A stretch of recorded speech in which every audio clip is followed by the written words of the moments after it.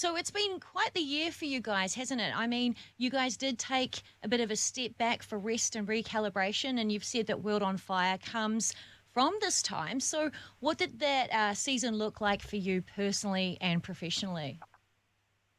Yeah, Cam's good question. Well, it's fascinating. We made the statement at the beginning of the year that we were going to take a year off touring, and everyone thought we're just going to take a year off life.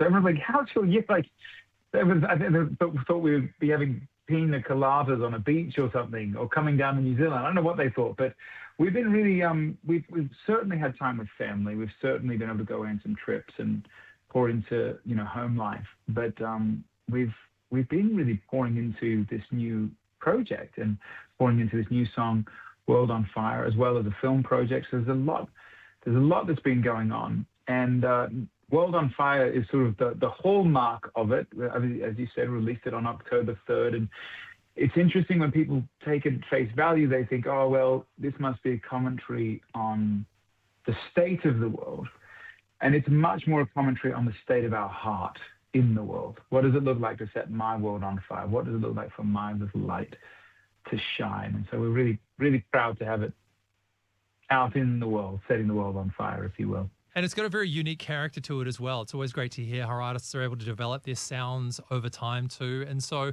where did those influences come from in the last year? Were you listening to some new artists, or, I mean, it even sounds like some different cultural influences that have been coming through and brought into this one? Yeah.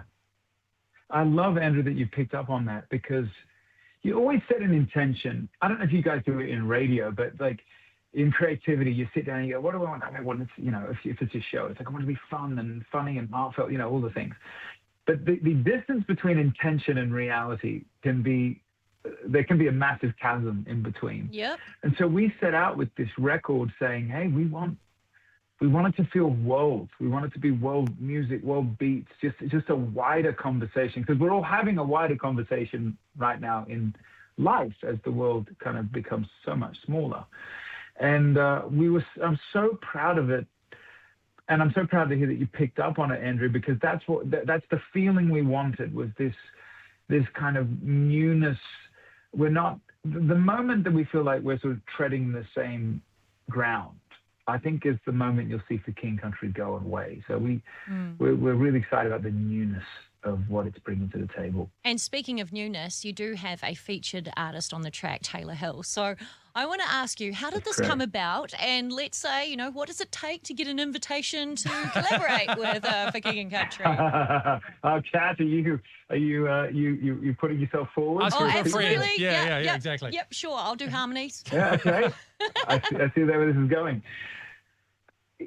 Look, we have had the fortune, Kat, of collaborating with some of the greatest artists of our time. Dolly Parton, one of the greatest compliments we've ever gotten, and Tori Kelly and Jordan Sparks and Kirk Franklin. I could go down a long list.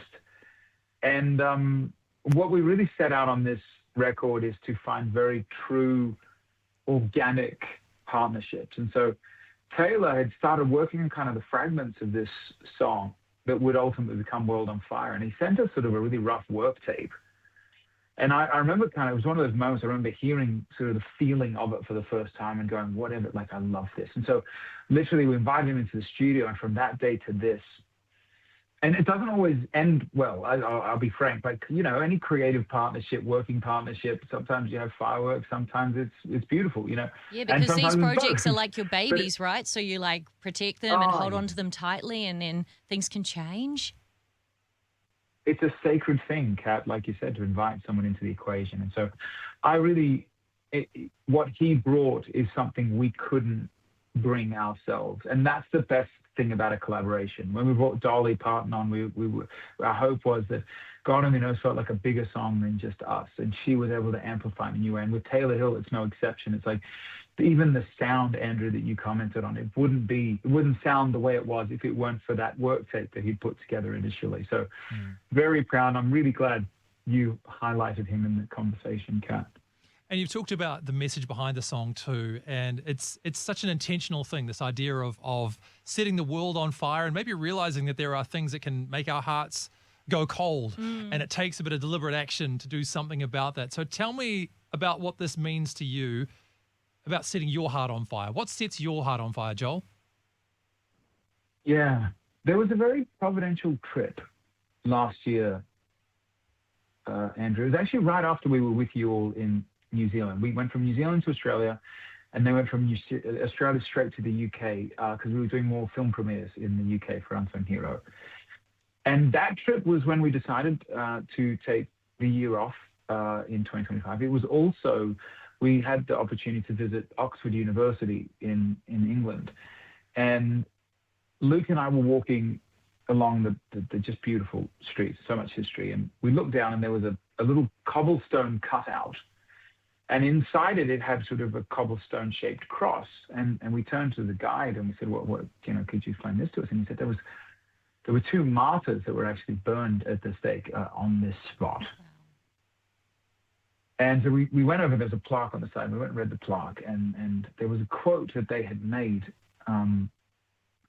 as they were literally passing to the next life. And the quote was, "Play the man, Master Ridley, because today we have set a fire that the world shall not put out." Wow. And I moves me to tears almost even mentioning it now. And not only was I think it a hallmark for what the album or this song would become, but I think getting back to your question, Andrew, about intent, I think that's part of what I hope this season is not a world on fire of political statements or a world on fire with comments on Facebook or wherever you find yourself. Not a world on fire, even in a religious sort of terminology, but a genuine, loving, Jesus-shaped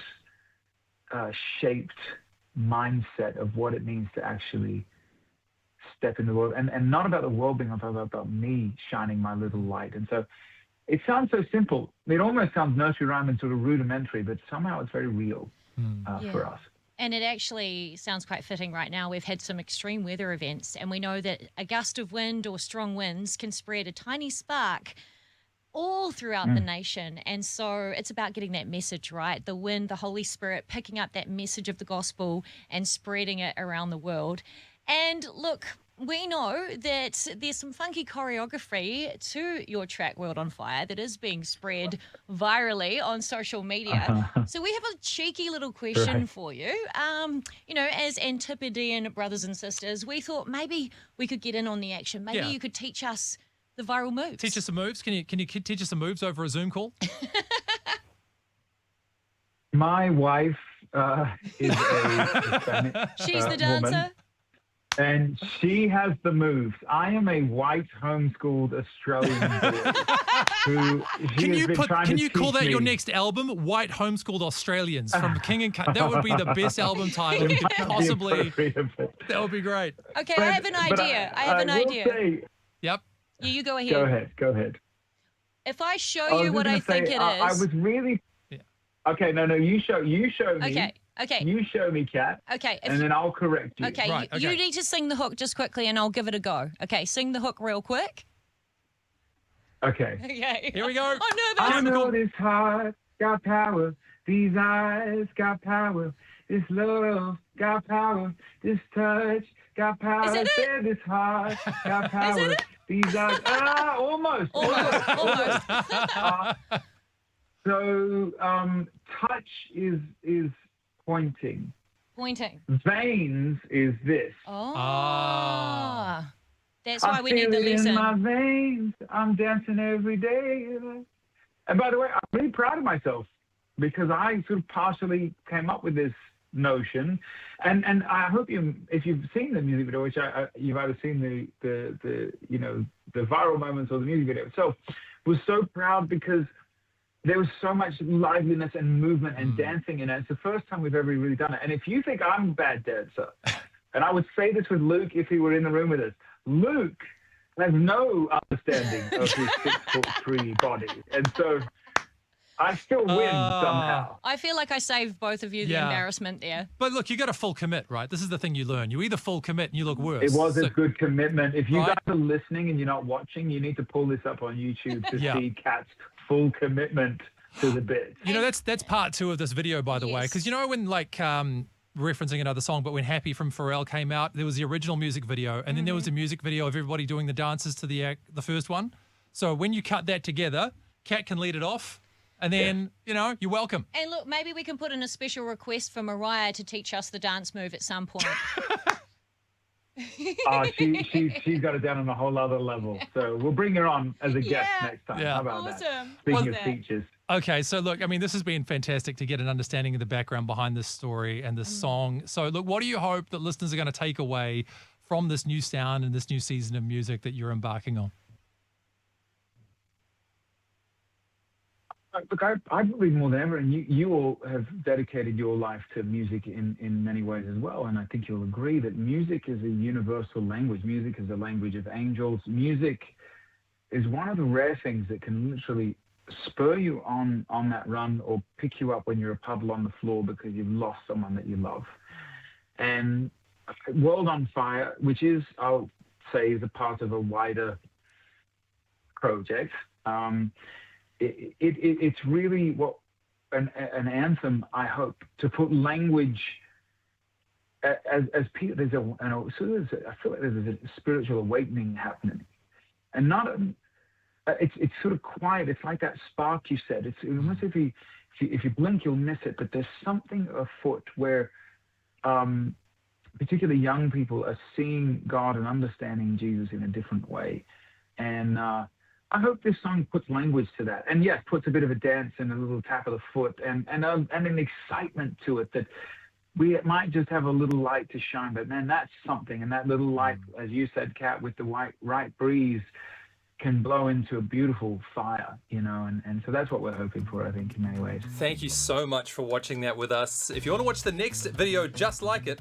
this is the one for you. We're so grateful to have your company on this channel, and there are so many more incredible stories. So make sure you like and subscribe right here.